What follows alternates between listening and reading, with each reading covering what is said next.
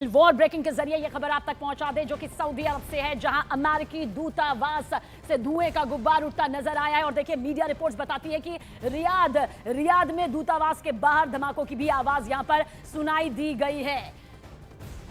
तो इस वक्त देखिए कि इस वक्त की ये बड़ी खबर आप तक पहुंचा रहे हैं, जहां पर सऊदी अरब से ये खबर है, अमेरिकी दूतावास से धुएं का ये गुब्बार जो आपको दिखाई भी दे रहा होगा, ये पूरी तरह से आसमान छूता नजर आया। मीडिया रिपोर्ट्स बता रही हैं कि रियाद में दूतावास के बाहर धमाकों की ये आवाज भी सुनाई दी गई है, जो इस वक्त आपको खुद सुनाई दे रही होगी। सऊदी अरब का रियाद है ये, यूएस दूतावास से ये धुआं उठता। न्यूज़ 18 इंडिया एक्सक्लूसिव तस्वीर।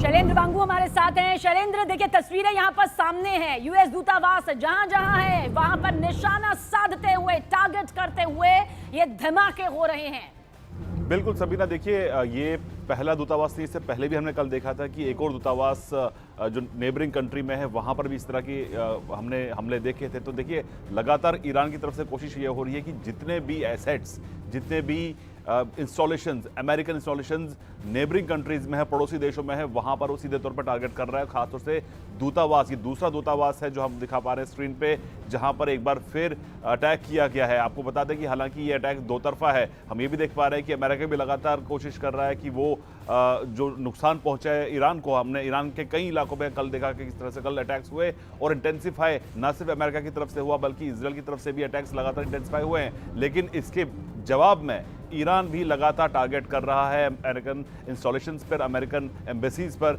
जो कि पड़ोसी देशों में इस वक्त मौजूद है। हमने ये भी देखा आपसे कुछ दिन पहले कि जो लोगों में जो गुस्सा है अल खमनेई की मौत के बाद में, हमने ये भी देखा कि पाकिस्तान में क्या हुआ, वहाँ पर कराची में क्या हुआ, और जो पीओके में जो यूएन का मिशन है उसको भी आग लगा दी गई थी। तो फिलहाल जो ये माहौल है, इसको अभी ये कहा जा सकता है कि ये अभी शैलेंद्र, आपको रोकना चाहेंगे, जल्द आएंगे। वॉर ब्रेकिंग दर्शकों तक यहाँ पहुंचाने जा रहे हैं, जहां पर रियाद में यूएस दूतावास पर देखिए हमले के बाद ट्रंप की धमकी यहां पर सामने आई है। ट्रंप की क्या धमकी सामने आई है वो आपको बताते हैं। दरअसल हमले का जल्द जवाब यहां पर मिलेगा, ये डोनाल्ड ट्रंप की तरफ से कहा गया है। वॉर ब्रेकिंग इस वक्त आपके सामने।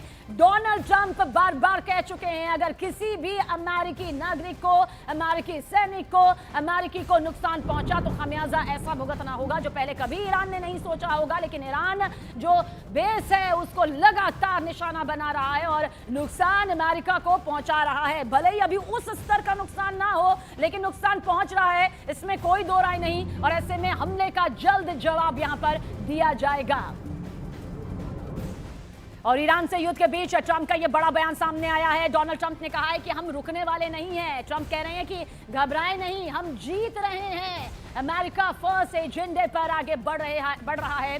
अराजक सरकार को ध्वस्त करके ही यहां पर दम लेंगे, ध्वस्त करके ही रहेंगे।